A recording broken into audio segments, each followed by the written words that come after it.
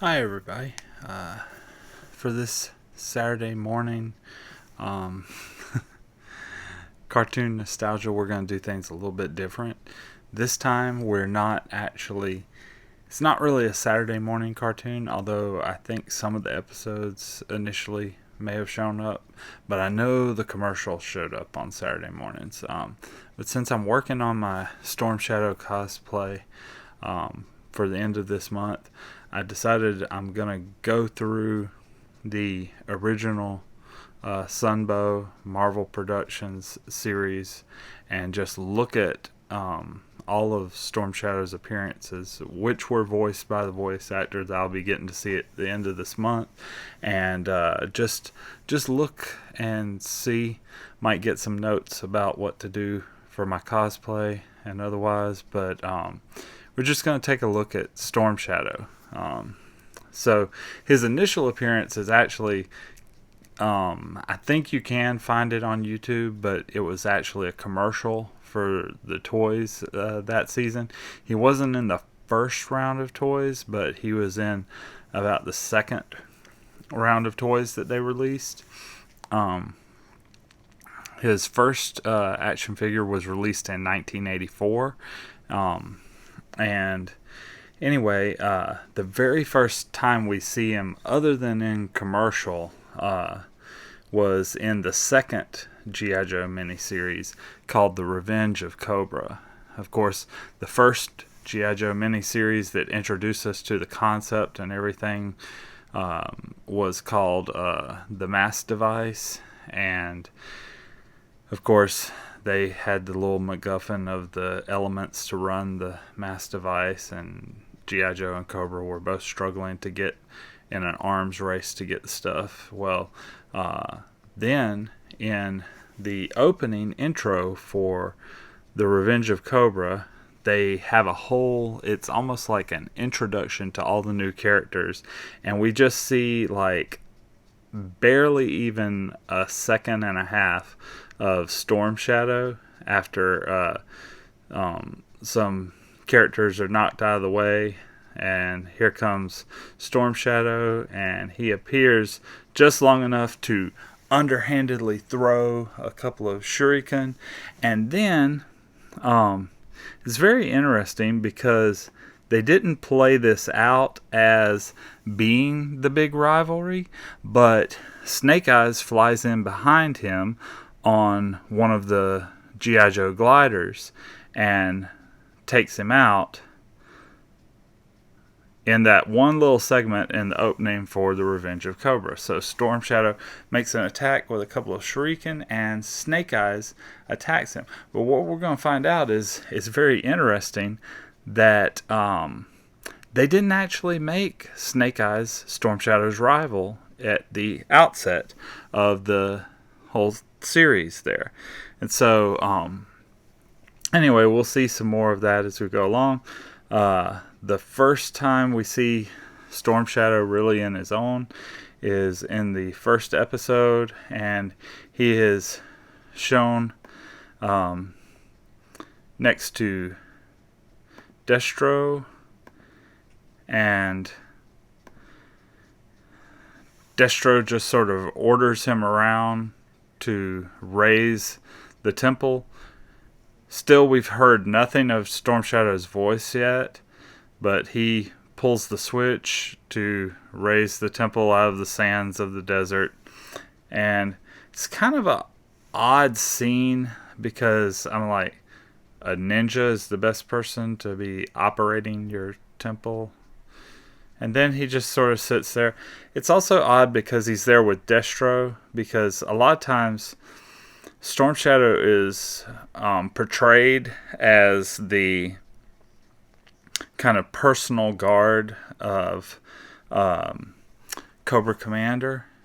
But anyway, here we see Destro. He's got his Weather Dominator, and he does his little thing. And the next time we'll see Storm Shadow is after the Weather Dominator has been burst into 3 core parts, and as they're going after one of the parts, it ends up in who ends up being the rival for Storm Shadow in these first sort of episodes. So he and the G.I. Joe tracker, who is Native American, and basically every stereotype you can put together to indicate that it's a Native American character. And he even has a pet bald eagle, or a familiar, I guess, if this was a sword and sorcery sort of thing. But they both come upon the piece at the same time.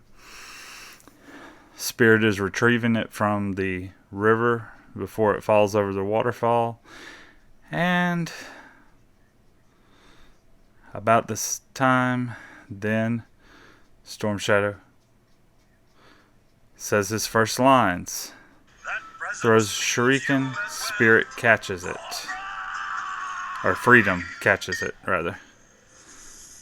And so we have a little bit of an altercation between Storm Shadow and Spirit, falling into the river over the falls, and then they sort of disappear. Then we're given a taste of it as the preview for the next episode of the miniseries of their battle, which will be the epic one-on-one combat in the next episode. So then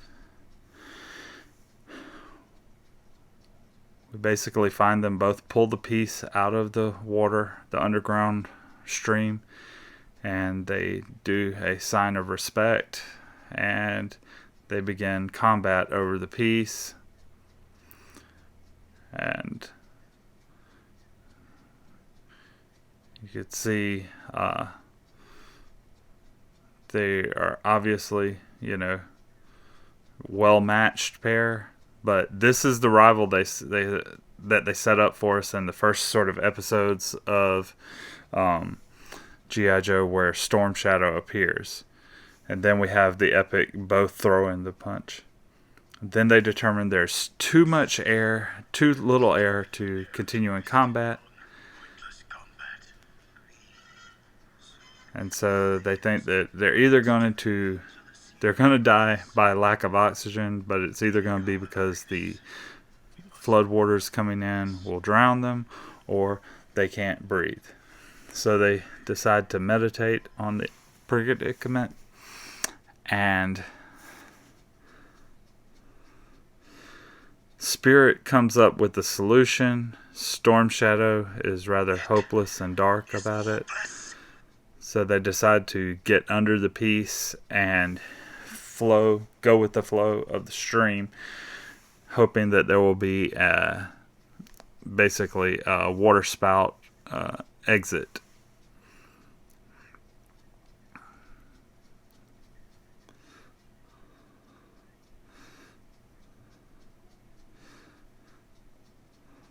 So they make their way out, and they catch us on the cliffhanger until we come back from commercial break. The piece explodes to a ledge above them. They both land on the ledge below, and Storm Shadow decides to be honorable and that Spirit gave them a way out, and he offers to let Spirit take this piece of the Weather Dominator out of respect for saving his life. Then, in other episodes, Zartan steals the third core, so we have G.I. Joe with one piece, Cobra with one piece, and Zartan is a mercenary looking out for his own interest, and he wants to sell the laser core to the highest bidder to tip the scales in their favor. So it becomes a big ice hockey match on the roof of the world, and they're oddly enough using laser rifles to scoot the puck of a laser core for a Weather Dominator across ice.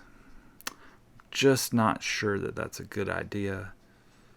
explosions, things of that nature. But anyway, it eventually gets to a piece where Spirit has the puck and he's going along with it. And as he's going along with it, the Baroness and a fleet of rattlers fly in, take a pot shot at him, and the force of the jet passing through knocks down the ledge. Storm Shadow knocks Spirit safe from the ledge that collapses the avalanche, and then they determine we are now even. We both saved each other's life, so next time we meet, it will be as enemies. Okay. Then we get the last bit of Storm Shadow that we have within the Revenge of Cobra series. They finally actually make use of his ninja and stealth abilities, although they decide to do it at night, even though he's wearing a white outfit. I just don't know. Anyway, he sneaks into Joe HQ, and they have some of the classic Joe figures on guard. The whole play on the it's quiet, too quiet sort of idea. Storm Shadow scales the headquarters beast mode. It doesn't even look like he has climbing claws. Then he's hiding behind gray gas tanks. Timber's there, but Timber doesn't seem to sniff him out. And then they do notice him. He throws a sleeping gas vial, climbs to the top of this strange laser thing, and uses a laser glass bubble cutter. And then Eat Your Heart Out, Tom Cruise, Mission Impossible. Here we get the famous scene years and years before it will ever show up in an MI movie. So it appears Storm Shadow's going to get the piece. We have a little more dialogue between the guards outside, and then they're going to check it out. Storm Shadow hears them coming, retrieves the piece, hurries up, and Magician Disappearing Act. By the time they get to the room, the fragment of the Weather Dominator is gone. And so Storm Shadow has turned the tide for Cobra by getting that piece. And you find out that Zartan, of course, has given up the laser core back to Cobra, and so now they have all the pieces of the Dominator. And so we see that in this early portrayal of Storm Shadow, one, not a whole lot of lines that have been spoken in this portion. Actually, if we look it up, thanks to Joe Enthusiast website, he has about 8 lines total.